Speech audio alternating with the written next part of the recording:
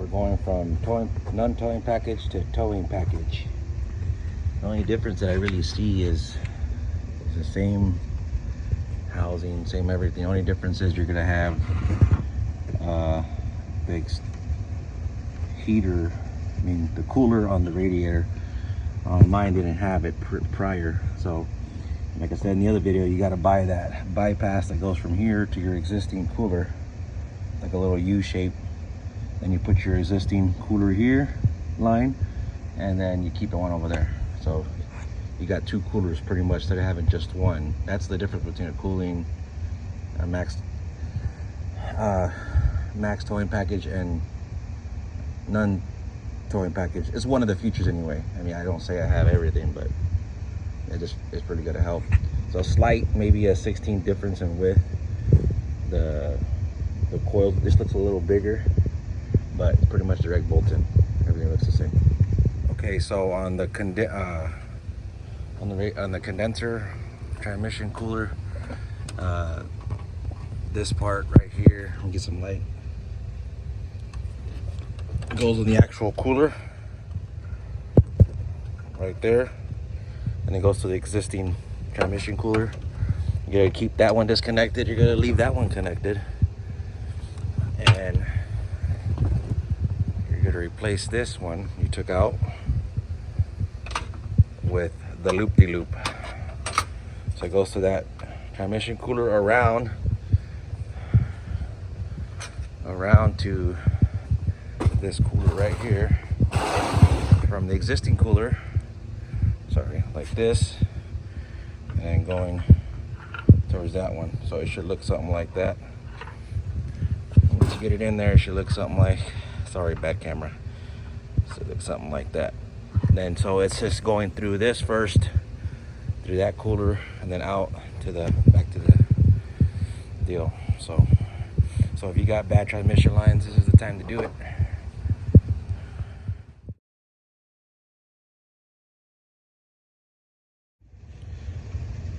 So you put the Radiator in, and you would put that cooler line into the existing transmission cooler. Then you would remove this fitting that's on that side,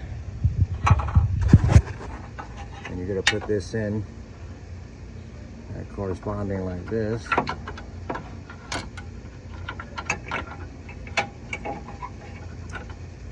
You're gonna put it in. I'll pause it and show you. So once you get that piece in, that's what it's gonna look like, just a loop. So you can't put that one in down there yet, unless you gotta put your fan shroud in because of the notch there. So the actual line will be in the way. But that's what it looks like. You got your, and it connects to the existing cooler, and you put all your connections back in, your oil cooler and the existing transmission cooler, and then you have, I said again, if you're already here, replace the tranny lines that always leak. Very easy. You gotta do nothing special. Just unclip that side of the block. There's some metal clips, and then you just take it out. Do the thermostat upgrade if you don't have it. It has to say 70 on the side of it. If it doesn't, you gotta replace it. It looks different too. If not, buy the replacement kit that replaces the internal thermal valve to set to 150. That's what I have mine. Then they came out with a thermostat deal. So yep, that's what it looks like. I'll show you what it's all done.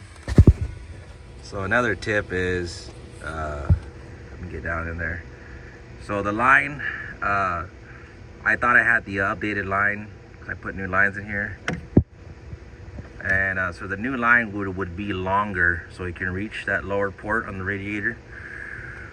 But I figured out you just go under, and then you get your pick, get it hot, and poke a hole through it. The deal enough you can put a zip tie in there, and you should be more enough to keep it secure. Or else you get the updated line. This is my rig, so I'm gonna give that a shot. But it's all in. Got the new line in, trans lines in, everything's connected, oil cooler lines, the whole jazz. All right, ready to fill her up, get her done. Top fluid off in the tranny. if you don't have the thermostat for your tranny, this is what I would get. If you have not got the updated TS thermal valve for the transmission, then you would get this. So when I put the new lines in, I didn't put this one because this is the old style thermal valve for the transmission thermostat.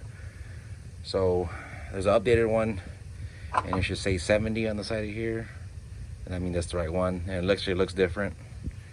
But if you don't, you want to reuse, you want to rebuild it, you can use this kit. The part number STL010 by Shift Technologies, and this will keep you at 150, the same as the updated one, and it's the same price. I think you can use I think they're like 30-40 bucks for this kit, so, and then like 60-70 for this whole deal. It's up to you, but it's all done. Check the fluid, there's the loop-de-loop deal, all done. Make sure you do your level check on your tranny. With this kit, it always flows, so you can just run it for a while, go through all the gears, pop the plug. If it's not, you want to fill it up. I use a little garden sprayer with the end cut off, and I put fluid in, and you're good to go. Top it off. You add about an extra quart. That's what almost 3/4 of a quart, and you're good to go. Thank you for watching. Also, here's a part number for that crossover pipe that goes from the existing cooler to the tranny cooler on the new radiator, which is a 23115736 from GM. And then the updated radiator is, this is the aftermarket one, which is Murray 8013398, which has the external cooler as well, so you can run that jumper that I just showed you on the video. So figure out, throw that out there. And you want about 3-4 gallons of coolant, so that'd be 2 gallons of Dex Cool. You do dilute it, and you'll be good to go.